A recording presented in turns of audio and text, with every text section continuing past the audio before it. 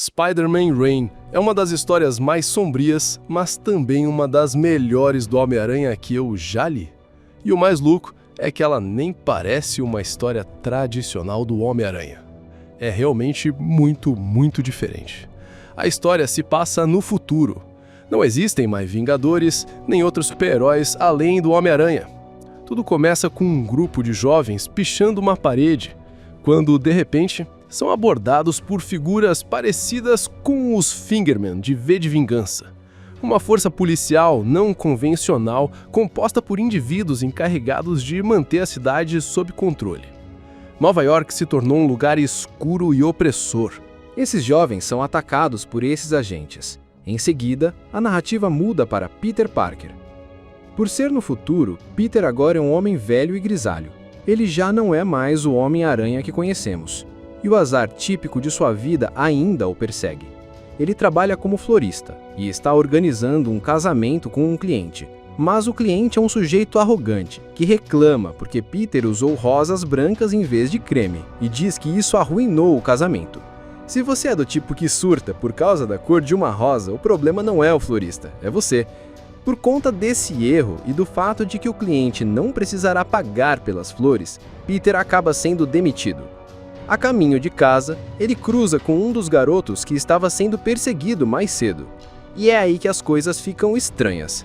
Peter simplesmente observa a cena sem fazer nada. Ele ignora o que está acontecendo. Um dos garotos acaba sendo baleado. Eventualmente, Peter tenta intervir, mas já não é o Homem-Aranha de antigamente. Não é o herói que corre para um beco, coloca máscara, solta piadas e derrota os vilões. Isso não acontece. Ele apenas apanha e vai embora. Uma garota presencia tudo e, chocada, pergunta como ele pôde deixá-los levar o garoto. Não há mais ninguém para nos ajudar, ninguém para nos salvar. Essa atitude contrasta completamente com o Homem-Aranha que conhecemos, aquele que sempre defende os fracos. Logo depois, temos um pouco de contexto por meio de uma transmissão de notícias. Mas há um detalhe. Essa Nova York do futuro é um lugar extremamente autoritário, então não sabemos se o que a mídia diz é real ou apenas propaganda disfarçada de notícia. O âncora diz: "Hora de soltar os balões e a confete! Após uma década sem crimes com superpoderes, a cidade está pronta para celebrar seu aniversário de independência. Daqui a 5 dias, o prefeito Waters lançará o aguardado sistema de segurança secreto, prometido para manter a cidade segura pelos próximos 100 anos. Ele então passa a palavra para uma repórter, que explica: "Esse sistema tecnológico apelidado de A Teia é uma resposta a uma ameaça iminente de um ataque superterrorista. Uma simulação computacional divulgada pela Reign no ano passado mostrou um nível de destruição que tal ataque causaria. Construindo uma barreira protetora alimentada por lasers em torno da cidade, a Teia impediria que esse tipo de ameaça se concretizasse. Poucos detalhes foram revelados ao público, mas garantem que o projeto será ativado em breve." Aqui vale destacar: a Reign é o corpo governante da cidade.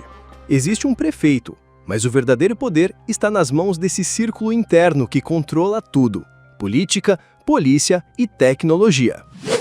Depois, vemos o prefeito Waters zombando do rei do crime. Nos últimos 10 anos, Wilson Fisk esteve preso a uma máquina de suporte vital. Ele se tornou um fantasma do que foi um dia. Não fala, não anda, apenas baba. Essa cena serve para mostrar o quanto Waters e sua equipe controlam absolutamente tudo. Outro personagem é introduzido, Sax. Guarde esse nome. Ele provavelmente é o personagem mais importante da história, até mais do que o próprio Homem-Aranha. Enquanto isso, Peter volta para casa. Lá está Mary Jane Watson, sua esposa, esperando por ele. Mas ela não diz uma palavra. Esse é o primeiro indício de que algo não está certo. Peter janta, vai dormir, vive uma rotina solitária. Paralelamente, um senhor idoso caminha pelas ruas, amaldiçoando os soldados da Reign com palavras pesadas. Voltamos então para Peter, que acorda dizendo: "Tive um sonho de que você tinha batido. Eu era um velho solitário. Já faz tanto tempo." Ele beija sua esposa. E então, Peter acorda sozinho na cama. Mary Jane Watson não está lá. Ela é apenas uma alucinação, uma criação constante da mente de Peter. Ele a viu o tempo todo, ao ponto de isso corroer sua sanidade. Naturalmente surge a pergunta: o que aconteceu com Mary Jane? A resposta é trágica, profundamente triste. Mas antes que isso seja revelado, um homem bate à porta. É o mesmo senhor que estava xingando os soldados nas ruas. Quando o Peter atende, descobre que é um J. Jonah Jameson muito envelhecido. Durante a conversa, há um tipo de camaradagem, embora muito mais por parte de Jameson. Peter, por outro lado, mantém um ressentimento de anos passados. Ele chega até a bater a porta na cara de Jameson. Mesmo assim, Jameson insiste. Viajei muito para te ver, Peter. Temos coisas importantes para conversar. Eu não esperava ser bem recebido, mas temos história. Antes de sair, Jameson deixa um pacote no apartamento de Peter. Abra o pacote, Peter. Guardei isso por muito tempo. Lá fora, ele começa a causar uma cena, gritando contra os soldados da Rain e as autoridades. Parece apenas o delírio de um velho louco, mas há um propósito. Ele está fazendo isso bem em frente ao prédio de Peter. Ele berra contra todos, políticos, policiais e civis que aceitaram a opressão. Vocês são covardes! Ele grita, parecendo um lunático. Então, Peter abre o pacote. Dentro está sua velha câmera, a mesma que usava para tirar fotos de si mesmo quando era o Homem-Aranha. O que mais havia ali não é revelado de imediato. Enquanto isso, Jameson é atacado por soldados da Rain. Ele ainda consegue reagir, acerta um soco violento em um deles, mas é brutalmente espancado. Essa força policial abusa do poder, sem supervisão ou limites. Mesmo apanhando, Jameson grita por Peter, porque, acima de tudo, ele sabe que Peter Parker é um homem honrado. E então, ele aparece.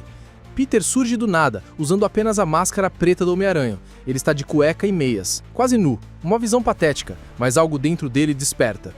Ao colocar a máscara, sua postura muda. O velho medroso desaparece. Ele começa a provocar os soldados fazendo piadas. O Homem-Aranha que todos conhecem, sarcástico, ágil, feroz, está de volta. Ele derrota um dos soldados violentamente. Joga o homem do telhado. Ele morre. Sim, o Homem-Aranha está matando. Jameson, chocado, tenta conversar com ele. Eu era um homem do jornal, Parker. Eu lidava com a verdade. Mas você só me deu mentiras. Foi por sua causa que vendi o Clarim. Você me tornou um mentiroso. Mas eu estou disposto a deixar isso para trás. Eu preciso de você. A cidade precisa de você. Eles estão vindo. Posso contar com você? Peter responde com um soco no rosto e vai embora. Ele não o mata, apenas o derruba e o deixa ali. Jameson, depois de se recuperar, retorna aos velhos hábitos. Ele se torna novamente o homem que grita verdades contra o poder. O Clarim Diário foi vendido há tempos e agora é apenas um porta-voz do regime.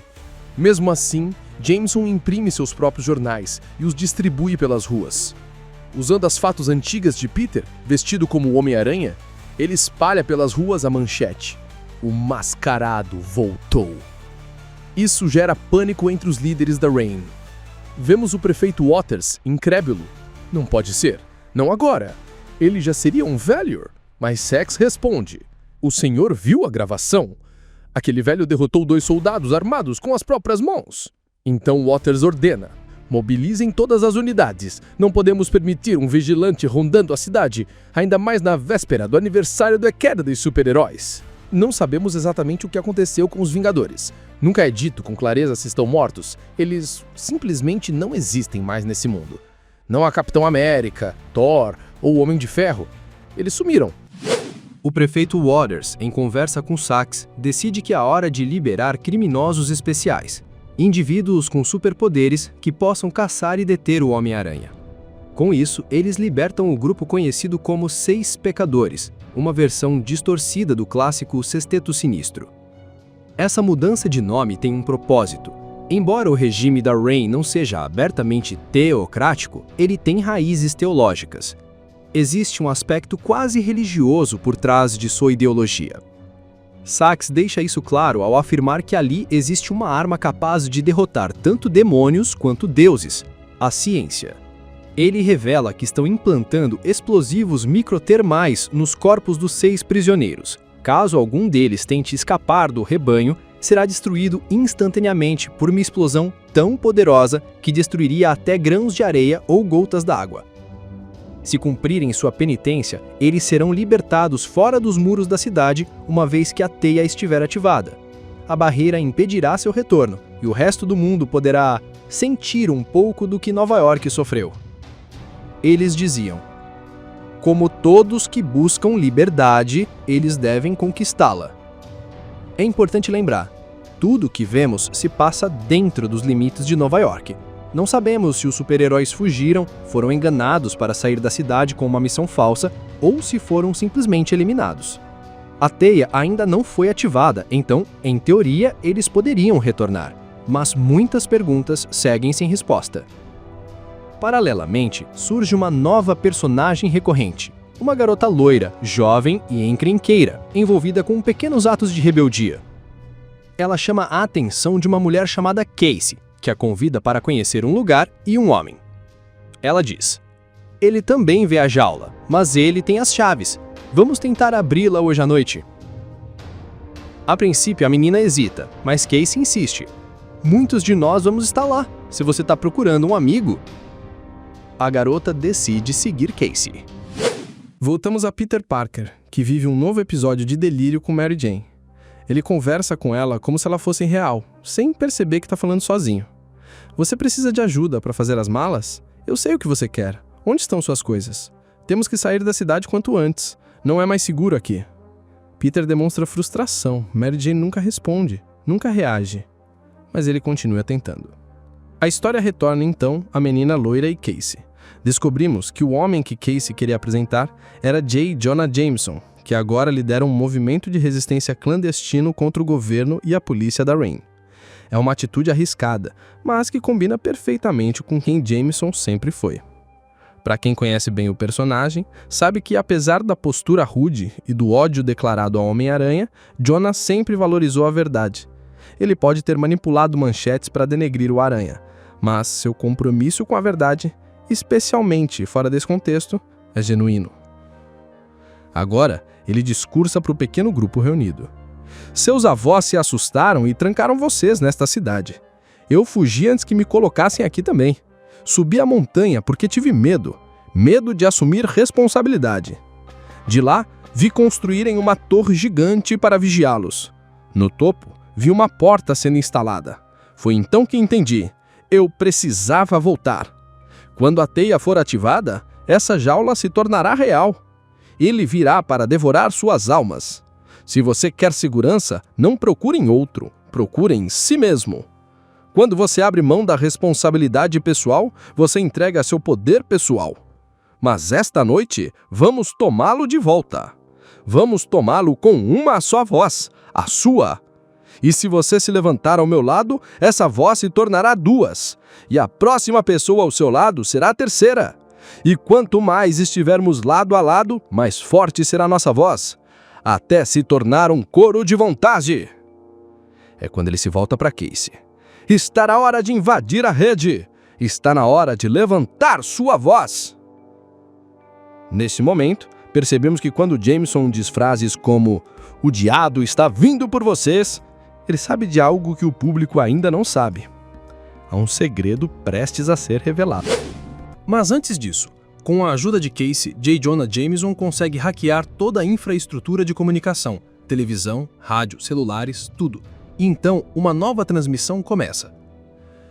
A transmissão hackeada continua, com J. Jonah Jameson gritando: "Mentirosos! Ladrões e mentirosos! Todos eles! Acordem! Olhem para cima! Eles tentam nos enganar, mas olhem para a verdade!" A mensagem se espalha pela cidade. A revelação. O Homem-Aranha ainda está aqui. Ele vive entre nós. Ele é um de nós. Nesse momento, algo inesperado e ao mesmo tempo surreal acontece. Hypno Hustler aparece. Para quem não conhece, Hypno Hustler é um dos vilões mais ridículos já criados nos quadrinhos. Ele literalmente usava música para hipnotizar as pessoas e fazê-las dançar até perderem o controle, aproveitando isso para assaltar bancos e cometer outros crimes. Um completo bobalhão, nunca levado a sério. E o que acontece? Seu aparelho de som falha, e os soldados da Rain imediatamente abrem fogo. Eles o matam na hora. Jameson, observando ao lado de Casey e da jovem garota loira, apenas comenta: "Isso foi só o ato de abertura. Prestem atenção, crianças. Vocês estão prestes a aprender algo." Enquanto isso, Peter Parker, ainda tentando convencer Mary Jane, ou sua alucinação, a fazer as malas e fugir, observa pela janela o que aconteceu com o Hypno Hustler. Ele vê os soldados da Reign, a violência, a repressão, e isso o empurra de volta à ação. Ele veste o uniforme e, mais uma vez, assume o papel do Homem-Aranha. Com fúria e agilidade, começa a destruir os soldados da Reign, um por um. O detalhe importante: tudo está sendo transmitido. Televisão, rádio, celulares, tudo. O mundo inteiro está assistindo. Todos veem que alguém finalmente se levantou contra o regime. Mas no auge do confronto, os 6 pecadores aparecem e a situação muda drasticamente. Eles aparentemente matam Casey. Os 6 pecadores são versões envelhecidas dos vilões mais mortais do Aranha: Homem-Areia, Electro, Kraven, o Caçador, Mistério e outros. Eles ainda são extremamente perigosos. Kraven parte para cima de Peter e o espanca. Em seguida, arranca sua máscara. E o que todos veem é apenas um velho. "Ele é só um velho fraco, como todos nós", diz a jovem loira, desapontada. A revelação da identidade de Peter Parker enfraquece o movimento de resistência, porque parte do poder simbólico do Homem-Aranha sempre foi o anonimato. Qualquer um poderia estar debaixo da máscara. Jovens ou velhos, brancos ou negros, homens ou mulheres, qualquer um podia se imaginar como herói. Agora, o símbolo foi desmascarado, e é apenas um homem cansado, envelhecido, quebrado. Mas antes que os 6 pecadores possam matá-lo, tentáculos metálicos surgem do nada e o arrastam para longe. Logo entendemos, são os tentáculos do Dr. Octavius. Mas Otto Octavius está morto. Os tentáculos, no entanto, obedecem a uma missão final deixada por seu mestre: proteger Peter Parker, vigiar, esperar o momento certo. E agora trouxeram Peter até um cemitério. Lá estão enterrados Mary Jane Watson, Ben Parker e Tia May. Pela primeira vez, Peter precisa encarar a verdade que vinha fugindo há anos. Os tentáculos se comunicam com Peter usando a voz gravada de Otto Octavius. "Homem-Aranha, fomos deuses de uma nova era. Mas, como Balder, o deus do sol, você foi levado ao submundo.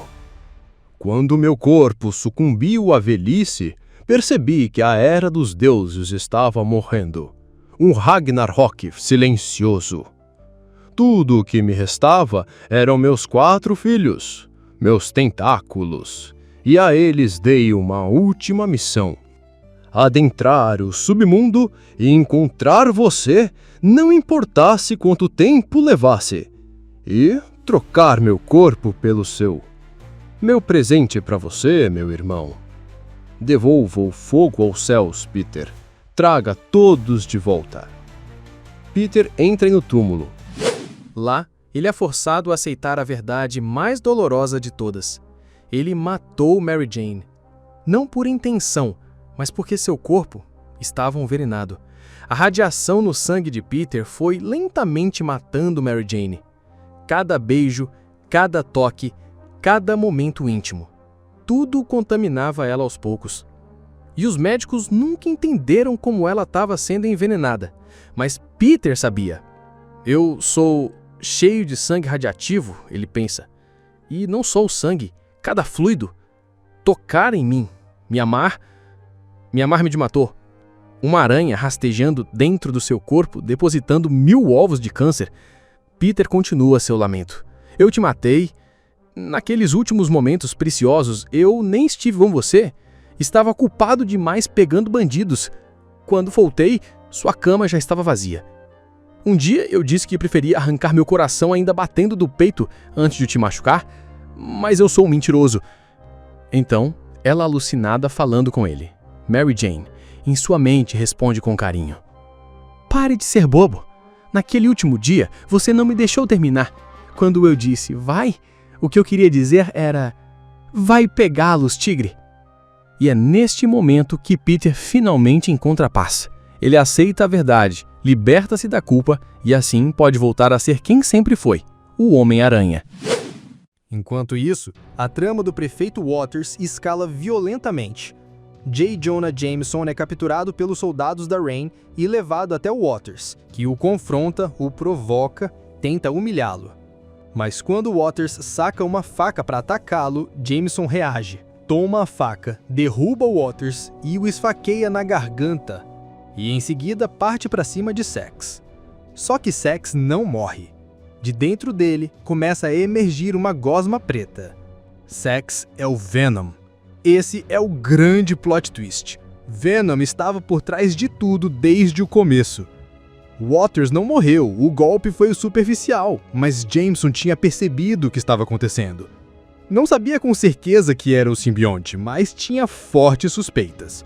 Como ele mesmo diz, sou um jornalista, Sax. Precisei ter certeza antes de publicar a verdade. Waters ainda tenta apaziguar as coisas, insiste que podem encontrar uma solução, mas já é tarde demais. Ele não tem mais controle de nada. Venom assumiu. Sax, agora completamente dominado pelo simbionte, diz: "Você lembra de Ed, não é? Ele ainda faz parte de mim. Eu ajudei a crescer, a se tornar um homem melhor. Mas ele se lembra do que você fez, de como você tratou ele como lixo." A mensagem é clara. Jameson não vai o herói que pensa ser. E mesmo tentando consertar os erros do passado, talvez nunca consiga. Venom então força Waters a ativar a fase 2, a ativação completa da teia, a barreira que cercará Nova York completamente. E se isso acontecer, não haverá saída. Esse era o plano de Venom o tempo todo, transformar Nova York em um campo de alimentação. Cercada pela barreira, a cidade se tornaria uma colmeia simbiótica, onde seu simbionte cresceria, se espalharia e então partiria para conquistar o resto do mundo. Um exército de simbiontes, uma invasão inevitável. Agora começa a corrida contra o tempo. Vemos novamente a jovem loira, a mesma que acompanhava Jameson e Casey. Casey está aparentemente morta, e agora essa garota assume a luta.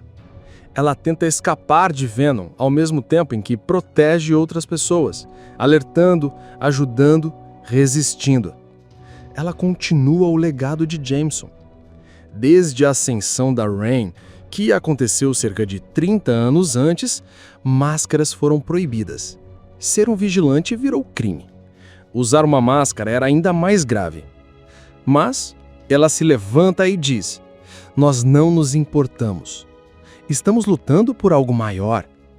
Com nossas máscaras, vamos desafiar a cidade.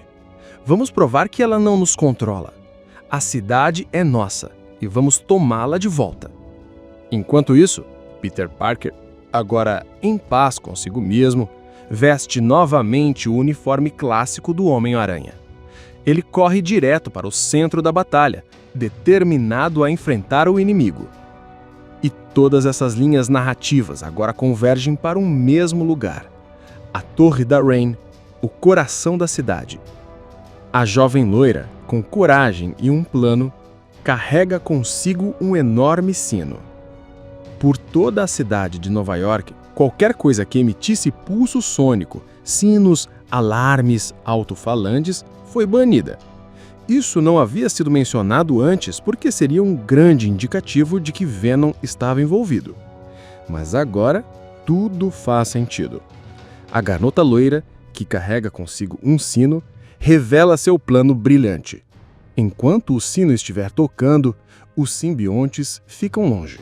Eles odeiam sons agudos, frequências altas, vibrações sonoras.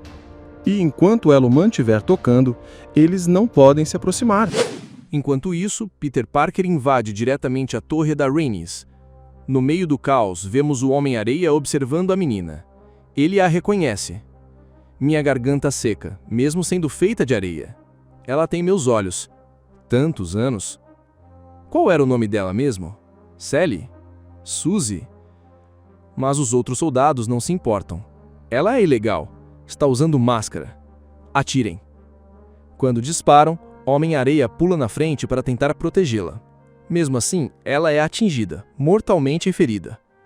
Homem-Areia a segura nos braços. Ela herdou seus poderes. Sua constituição é lenosa e, assim como ele, pode se recompor.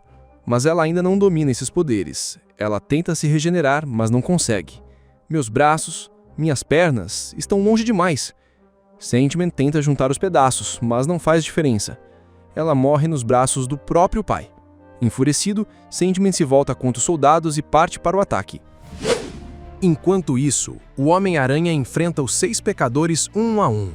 Em uma sala, Electro e Hydro-Man estão juntos, sob um sistema de aspersores de água.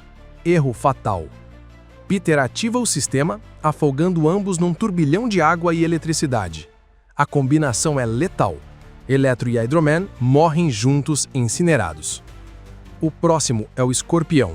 E ele não dura muito. Peter apenas o chuta para fora do prédio. Sem como se agarrar, ele despenca até a morte. Então, ele enfrenta Mistério. O vilão cria ilusões. Faz Mary Jane aparecer, dizendo: "Você é um fracasso. Nunca te amei." Mas Peter, firme, esmaga o capacete de vidro do vilão. O que tem nessa fumaça, Mistério? Alucinógeno do medo? Aqui vai um conselho.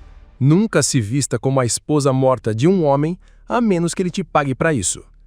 Mistério é deixado exposto à própria toxina e provavelmente acaba perdendo a sanidade. Então entra em cena Kraven, o caçador. Kraven é imune à maioria dos venenos e toxinas. As ilusões de Mistério não o afetam. Ele parte direto para cima do Aranha.